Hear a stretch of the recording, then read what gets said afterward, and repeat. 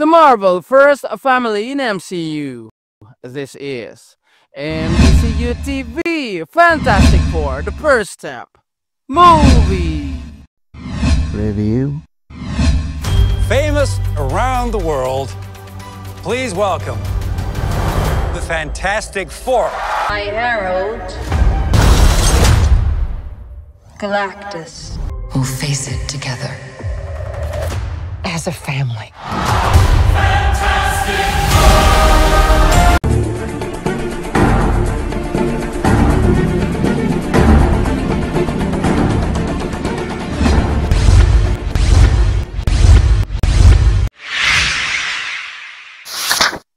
Kaya mo bang isakripisyo ang mahal mo para sa mundo?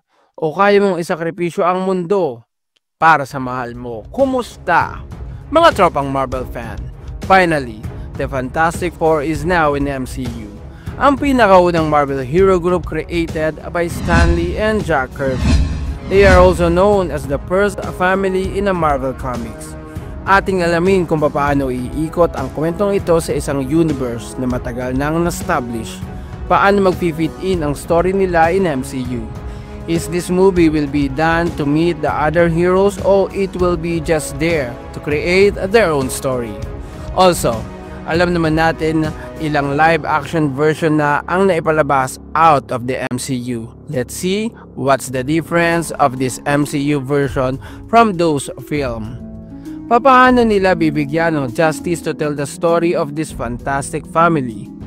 Let's see if MCU give us a better actor to portray an iconic characters.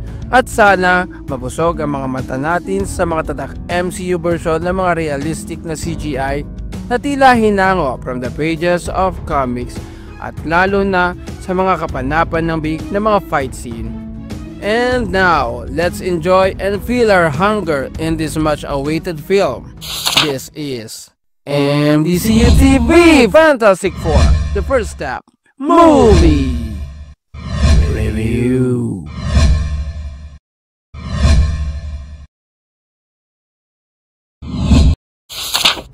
In comics, Fantastic Four first appear in the Marvel Comics in November of 1961. From that date, meron na tayong maituturing na 4 na Fantastic Four movies kasama na ang 1994 unreleased movie.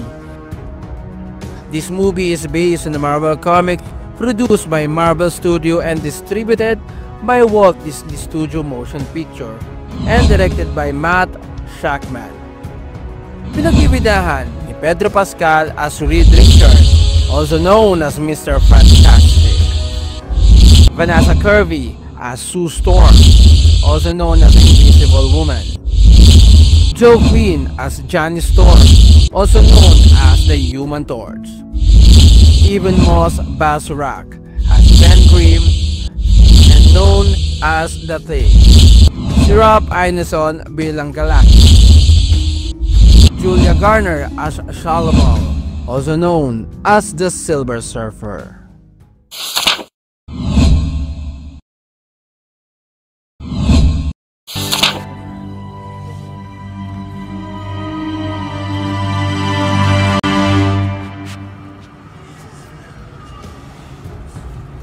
Nagsimula ang lahat nang sinabi ni Sue Storm sa asawa niyang si Reed Richards ang kanyang kalagayan.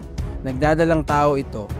Tuwang-tuwa ang dalawa ngunit nag-aalala si Reed at iniisip nito kung magiging normal ba ang kanilang anak o magkakaroon ba ito gaya nila ng superpowers. Dahil 4th anniversary ng Fantastic Four ay pinagdiwang ng mundo at sinariwa ang kwento ng 4 na magigiting na astronaut na na-expose sa cosmic radiation sa space na nagdulot ng pagkakaroon nila ng kakaibang kapangyarihan. Si Reed Richards nagkaroon ng mala-elastic na katawan. Ang best friend nito na si Ben Grimm na naging bato ang katawan at naging ubod ng lakas. Si Sue Storm na nagkaroon ng invisibility power at may kakayahang mag-regenerate ng force field. Si Johnny Storm na umaboy ang buong katawan at may kakayahang lumipad. Ang mga kakayahang ito ay ginamit nila upang maging tagapagligtas sa oras ng kalamidad. lalo na sa pagdating ng mga nilalang na may mga masasamang tangka sa mundo. Nandoon sila upang iligtas ang lahat at tulihin ang mga kalaban. Dahil sa kanilang kasikatan, bilang hero at celebrity, naging bantog sila sa buong mundo, lalo na sa mga kabataan. Ang pagdadalang tao ni Sue ay di naging lihim sa paningin ni Ben. Kahit hindi pa sinasabi ni Sue na siya ay buntis, tinitigan lang siya ni Ben at nalaman na nito na si Sue ay nagdadalang tao at naging masaya din si Johnny dahil sa magandang balita. Are you pregnant? Yeah, Yes, yes. What? You are gonna be the best mom! Oh my God, and you are gonna be the best dad. Dahil sa estado nila sa mundo, kinailangan din nilang ipagbigay alam sa lahat ang pagdadalang tao nito at gaya ng inaasahan ay nagdiwang ang lahat. As the Fantastic Four prepare to welcome a new member to the family. Needless to say, preparations inside the Baxter Building are well underway. All right, Lily, let's start the baby prep. Hinanda na rin nila ang bahay nila para maging ligtas para sa pagdating ng baby.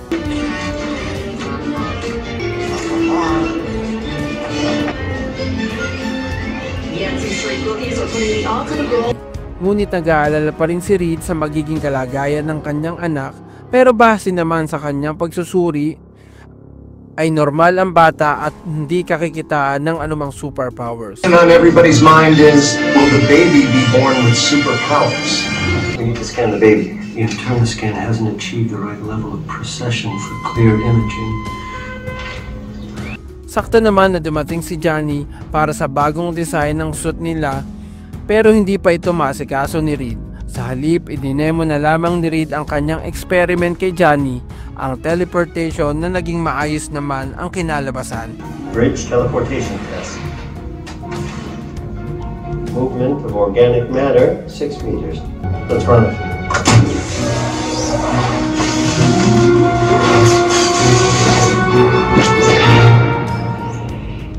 Kaya nga lang biglang It worked! nag-shutdown ang power sa buong building. Samantala, may natanggap silang kakaibang transmission sa space pero hindi nila ito maintindihan. Kaya nirecord muna nila ito sa isang CD. New deep space transmission. Let's identify its origin. Shall we record and file it? New transmission today. Have you listened to it yet? More of the same. It's a complex signal. Knock yourself out. At nagsimula naman si Johnny na pag-aaralan ang recorded transmission. Muli, para sa kapanatagan ng isip ni Reed, pina-check up uli ni Sue ang kanyang baby at gaya ng unang resulta, normal ang bata. Isang gabi, nagulat ang Fantastic Four mula sa Baxter Building. Kitang-kita ang kakaibang pagsabog sa kalangitan.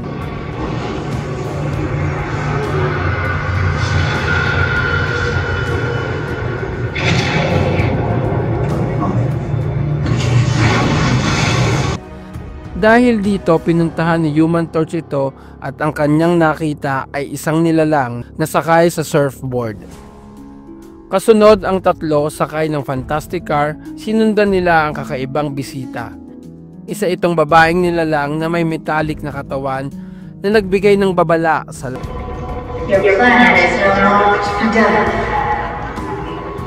Your world will be consumed by the devourer. There is nothing we can do to stop him. Use this time to rejoice and celebrate. For your time is short. lahat. Tinanong nito kung silang apat ba ang tagapangalaga ng mundo at sinagot naman ito ni Sue. Are you protectors of this world? Yes, we are. Ibinalita niya sa lahat na bibigyan na lamang sila ng kaunting panahon at gugunawin na ang Earth at lalamunin ni Galactus na kanyang Panginoon. Kaya samantalahin na ng mga tao na makasama ang mga mahal nila sa buhay at sulitin ang mga huling araw nila. Tapos ang kanyang mensahe, lumipad na ito palayo at hinabol ni Johnny. Inabutan niya ito palabas na sa Earth. Sa kalawakan, tinangkang pigilan ito ni Johnny. Hinarap siya ng nilalang at nagsalita ito ng isang lengguwahe na hindi niya maintindihan.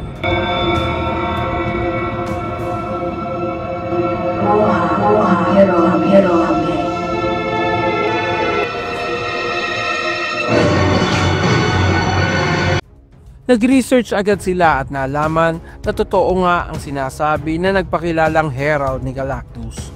Marami na silang napuntahang mga planeta, winasak at naglaho. What's a Galactus, right? And how do you consume a whole planet? Here. But they've been chosen with great care. Targeted.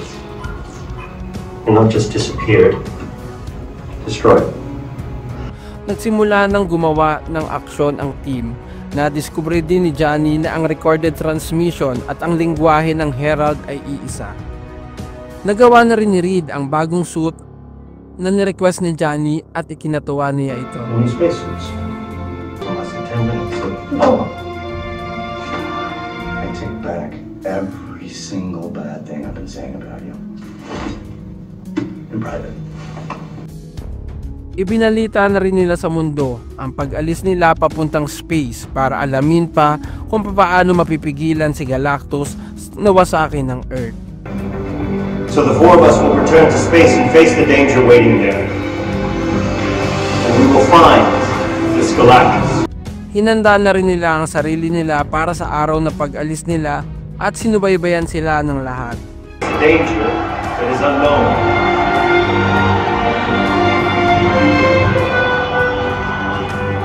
Matagumpay na narating nila ang space at hinanap agad nila ang trace ng herald at sinundan nila ito.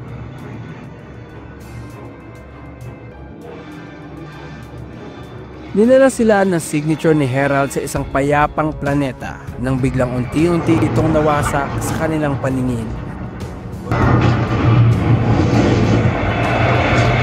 At sa isang saglit, nadurog ang kanina'y isang payapang planeta na ayon kay Reed ay 13% na mas malaki kaysa sa Earth.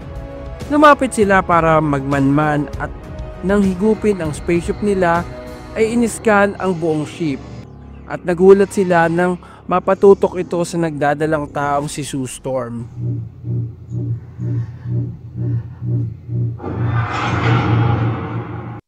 Nagpakita sa kanila ang herald at sinabing gusto silang makausap ni Galactus at ayon pa dito, dapat ay hindi na sila pumunta. Galactus will see you. I'll go. All of you. You should not have come. Hanggang dito na lamang muna mga tropang Marvel at DC fan at mahaba-haba na rin ang ating kwentuhan. Maraming salamat sa inyong panonood. Kaya ano pang hinihintay mo, mag-subscribe na sa ating channel upang sama-sama tayong magkwentuhan at magkumustahan sa lengguwahe na naunawaan natin ng malinaw. Kaya huwag mo kalimutang mag-like at i-share mo na rin at mag-comment kung may nais kang itanong at pag-usapan. Ito muli ang inyong MDCU TV na inyong makakakwentuhan sa channel na ito. Kaya hanggang sa mga susunod na mga video. Maraming salamat, keep safe, and God bless!